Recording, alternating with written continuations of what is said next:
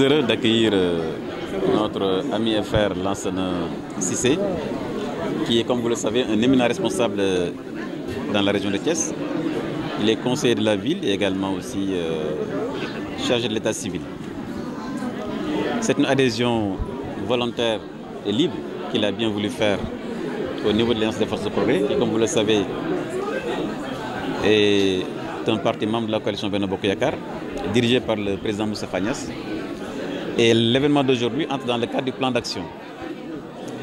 qui nous a été fixé par le secrétaire général, qui consiste à massifier le parti, à élargir ses bases. Et naturellement, chaque fois qu'un Sénégalais ou une Sénégalaise souhaite élargir cette base pour l'intérêt du pays, naturellement, nous nous organisons, nous mobilisons autour de cela. C'est la raison pour laquelle nous accueillons avec beaucoup de satisfaction M. Lansana Cissé aujourd'hui, avec un certain nombre d'élus départementaux et des conseils municipaux au niveau de l'Alliance des forces de progrès. L'objectif étant de massifier le parti pour une large victoire de la coalition Benno Bokk Yakaar aux élections législatives du mois de juillet prochain. C'est un parti structuré. D'ailleurs, dans mon message tout à l'heure, je lui ai dit, dans chaque commune, il y a des responsables, jeunes, femmes et mixtes naturellement, qui organisent la structure du parti à la base. Mais ce que je dis également, que je répète, c'est que le parti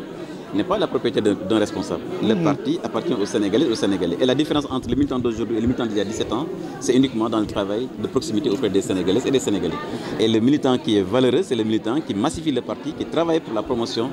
des valeurs du parti et également massifier, élargir les bases de l'AFP pour un intérêt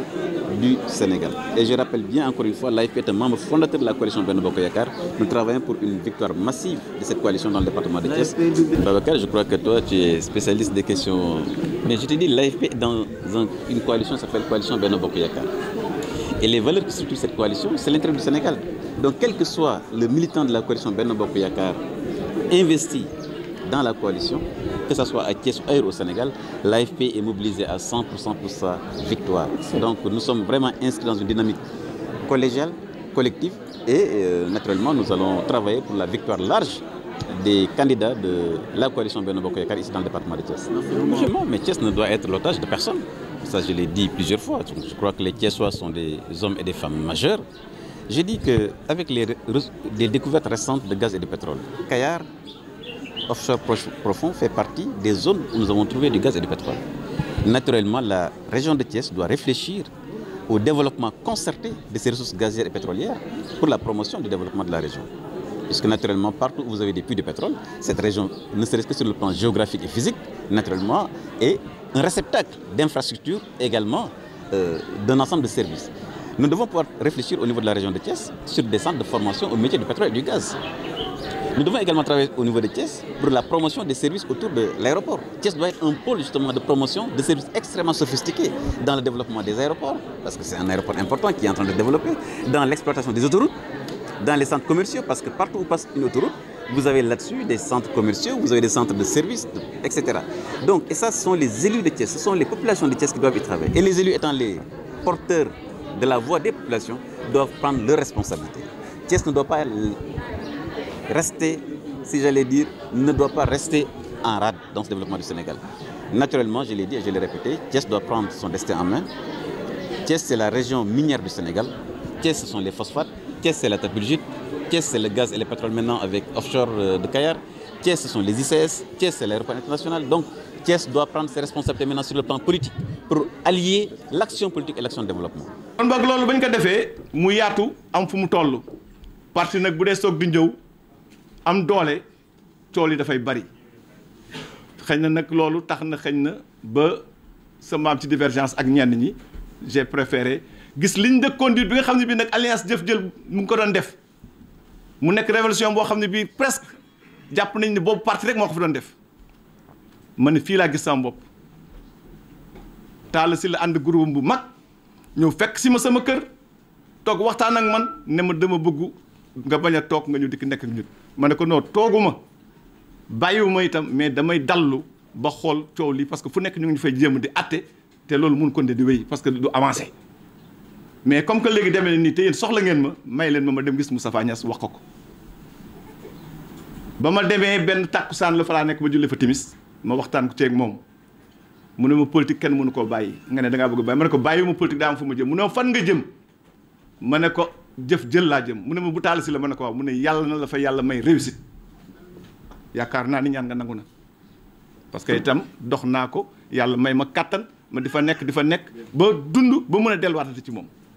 kon boog ñaan nga loolu réussite la man loolu laa tuddee réussite du ndombal tànk yi ah kon boog ma dugg ci biir jëf jël nekk fa ak ñoom mu rafet lool damaa egsi ñetti weer laa fa def ñu jox ma commune bi waaw ma téye ko ba 2000 la ba 2007 juróom-ñaari at ma téye ko 2007 ba janvier bii ci laa soog a démissionné biir jëf jël continuer di ànd ak Talla ànd ngor moom itam ànd ak man ànd ngor amul lu ñu sequl amul lu ñu doxul amul lu ñu deful lépp rafet na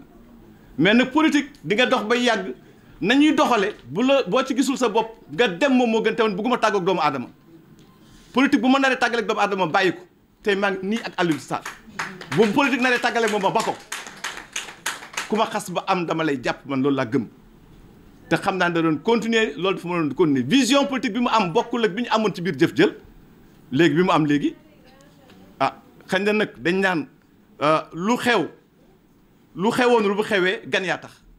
xëy na gan yaa tax bokk mais en tout cas boobu amatuñ ko ñaareel ba ca des mooy mairie monsieur le ministre maire nga li ko jiite mooy le maire ak ay élus mais bu fekkee ni tey waxuma le maire ak administration de mais c'est l'administration et le maire dama ne foofu itam gisatuma fa sama bopp loolu nag moo tax ma ne boo xam diggante boobu nag ñu ne daal dafay bàyyi Talla ak du bàyyi Talla ku nekk di ñëw di jaay xale bu góor bu nekk di defe ne da ngaa gis ab jànq bu rafet rek kenn ku nekk di ñëw dikk toilette ñëw dikk indi sa xaalis man nag lii nag du sotti parce que man xaalis tam parce que ki nekk jëf jël 17 ans kooku xaalis tiitalu ko parce que nag foofu dara nekk fa woon dara amu fa waaw ma ne kon boog loolu te xaalis saytaane la fa ma nekkoon ku xamul foo jëm nga dellu fa nga nekkoon yàlla def ci dimanche ci guddi laa ko xalaat altine ma yeewu ma woo monsieur le ministre mu ne maa ngi Dakar ma ne ko ma ne dama laa soxla woon ndax mun naa faa ñëw mu ne ma ñëwal ma dem ñu toog waxtaan ma ne ko ñibbisi naa mu ne ma ne ko ñibbisi naa mu dalal ma àndandoog man en 4 jours 5 jours ñu organiser lii préparé wuñ ko defuñ ci dara lii lépp dañ ko improviser dem ba dama ko improviser lépp dama ko def te pourtant waxtu woowu nag ne naa la am na ñuy ñëw dëkk du leen dañ may jël dañ may yóbbu pour ma sëy ji feneen man leen déedéet nag man leen déedéet foo ma doon sëyee laay dellu waaw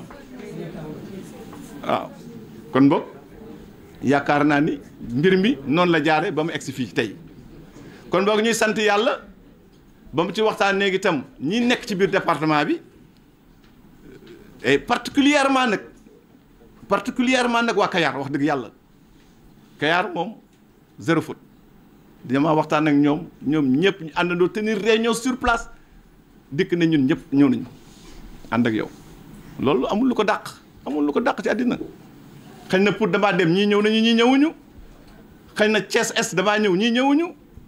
Nord ñii ñëw nañu ñii ñëwuñu mais nag Kayar moom wax dëgg yàlla niñ ma defal mënu ma ko fay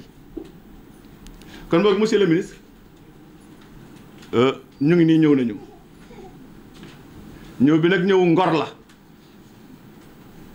dama am fu ma jóge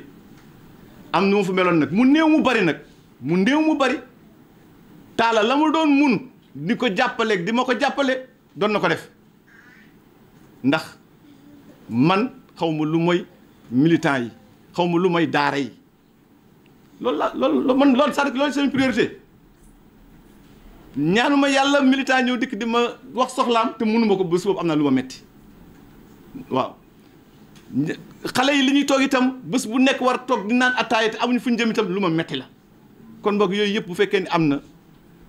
bu ma dellu soité itam damay jàpp ni xëy na dinañ ma mun a jàppale ca loola ba may ñëw laajtewu ma xaalis laajtewu ma matériel laajtewu ma dara monsieur le ministre defe naa ne loolu laa defanteeg yow nee naa la soxlawu ma dara soxlawu ma poste xëccewu ma poste soxlawu ma dara